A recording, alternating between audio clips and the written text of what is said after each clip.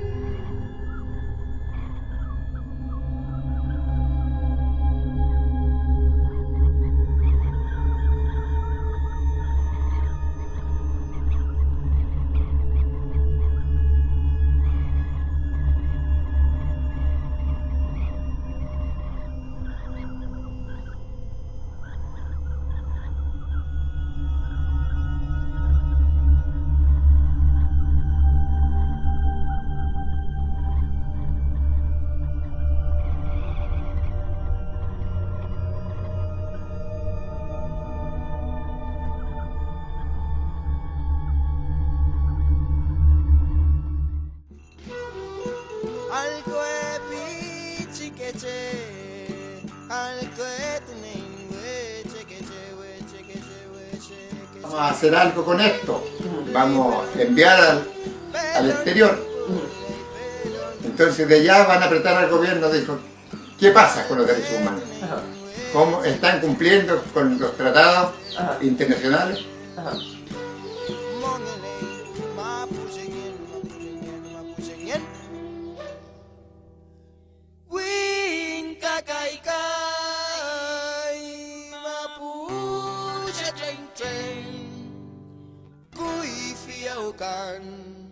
Amun sungun mangetun, amun sungun mangetun. Wing kakai kai mapuche cheng cheng, kui fiaukan, amun sungun mangetun.